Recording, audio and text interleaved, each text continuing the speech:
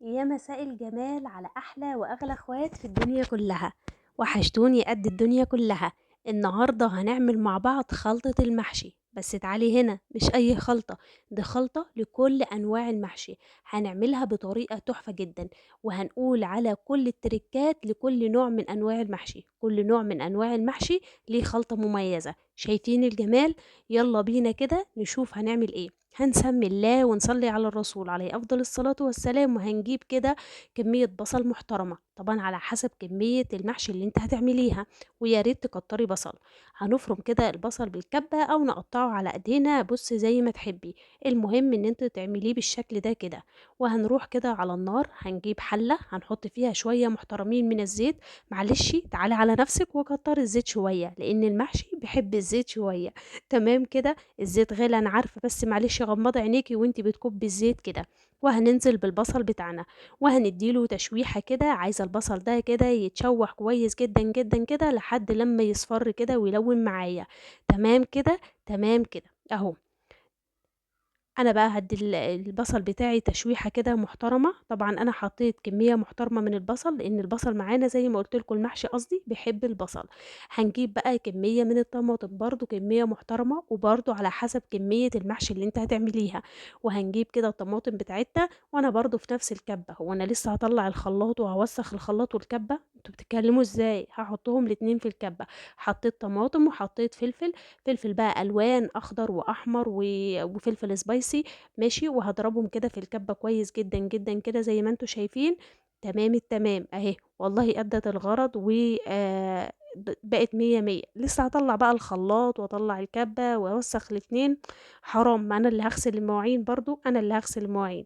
الطماطم معانا بقت جاهزة.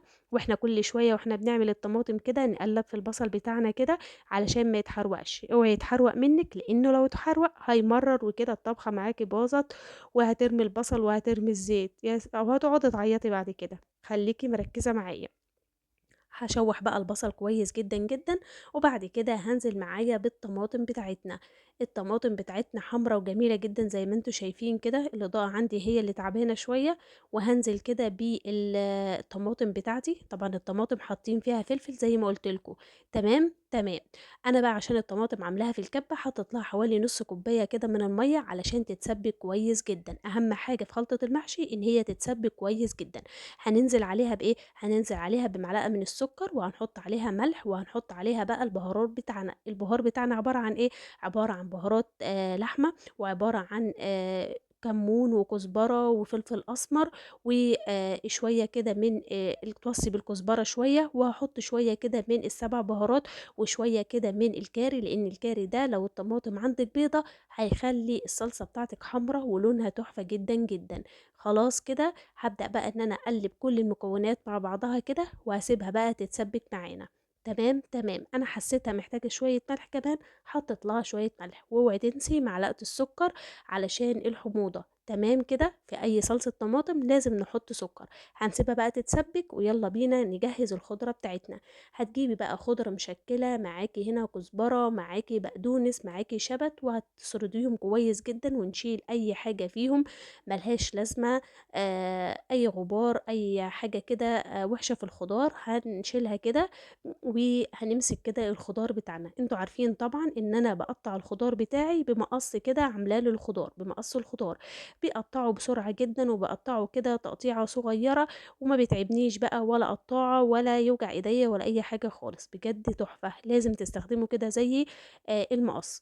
قطعت كمية كده محترمة من الخضار بتاعنا، وهمسكه بقى احط عليه رشة صغيرة جدا جدا من الخل، نقطتين بس من الخل، وشوية ملح، وهغسلهم كويس جدا علشان البكتيريا والميكروبات اللي موجودة في الخضار بتاعنا.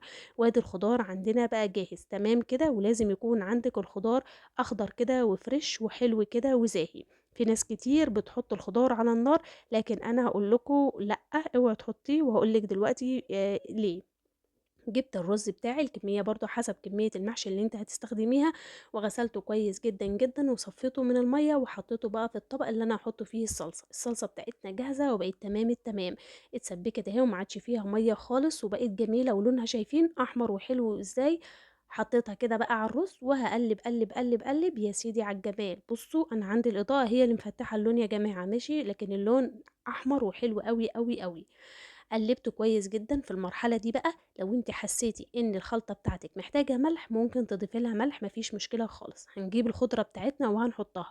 في ناس كتير بتحط الخضرة كده على النار مع الصلصة، لأ طبعًا ما انصحكيش خالص. أولًا الخضار بيفقد اللون بتاعه الأخضر الحلو، وكمان بيفقد الريحة الحلوة بتاعة الخضار المميزة، بيبقى مش حلو خالص كإنِّك كده مسوياه. فأنصحِك إن أنتِ تعمليه كده ني في ني زي ما أنا باعمله كده. الطريقة دي تحفة جدًا، ونكهة الخضار وريحة الخضار بتبقى حلوة أوي، أوي، أوي في المحشي. اعملي بس كده بطريقتي، وما تنسيش تيجي تقولي لي كده رأيِك فيها إيه تحت نفس الفيديو، تمام كده؟ الفيديو هيبقى في مكانه ومش هيتغيّر ولا حاجة. المهم أنتِ ما تنسيش. قلّبت كويس جدًا زي ما إحنا شايفين كده. شايفين كمية الخضار؟ كمية الخضار لازم تكون كده كمية محترمة كده وباينة في الرز، ما تحطيش كده عودين خضار وخلاص. المحشي بيحب الخضرة ولازم تكون خضرة مشكّلة، شبت وبقدونس وكزبرة علشان يبقى تمام. بُصّوا بقى اللون عامل إزاي، يا سيدي على الجمال. لازم كده الطماطم والخضار يكون باين في خلطة المحشي بتاعتنا. نيجي بقى للتفاصيل أو التريكات بتاعتنا. أول حاجة أنا بعد ما خلّصت كده هاضيف للمحشي بتاعي قبل ما أبدأ حشي شوية زيت كده، حوالي برضه معلقتين من الزيت. أيوه، ناس كده هتزعل وتقول لي: "عمّالة تحطّي زيت والزيت غالي." معلش هي بس معلقتين كده من الزيت هيعملوا إيه الزيت ده؟ أولًا هيخلّي المحشي بتاعي بيلمع كده، وهيخلّي الرز مفلفل كده وحلو، وهيدّي له لمعة تحفة جدًا، جدًا. تاني حاجة لو أنا هاعمل محشي بتنجان، هاضيف له كده شوية نعناع. هاجيب كده حوالي يعني نُص ربطة نعناع وهاخرطها كده وهاقطّعها يعني مع الخضار بتاعي، دي بيدّي نكهة تحفة. طب أنا ما عنديش نعناع أخضر، عندي نعناع مجفّف هاضيفه برضه عليه، بيفرق في طعم محشي البتنجان بطريقة وهم يا جماعة. النعناع في البتنجان بينقله نقلة تانية. طب لو أنا هاعمل محشي كرنب هاعمل إيه؟ هاضيف برضه إضافة مميزة وهي إيه؟ هاجيب بصلاية هاقطّعها مكعبات. إيه ده! ما أنا ضِفت بصل في الأول. عارفة والله البصلاية دي غير البصل اللي في الأول.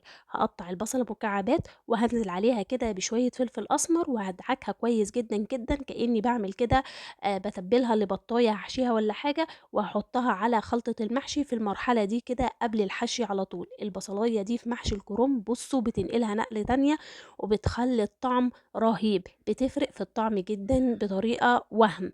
أتمنى إن أنتِ بقى كده تستفيدي بكل النصايح اللي أنا قُلتها لِك ده. ولو عجبِك بقى الفيديو ما تنسيش تدعميني باللايك والشير والاشتراك في القناة، واللي عنده أي معلومة تانية يا ريت يضيفها لنا في الكومنتات، كلنا بنستفيد وبنتعلم من بعض. ما تنسوش بقى لايك وشير. دمتم في حفظ الله والسلام عليكم.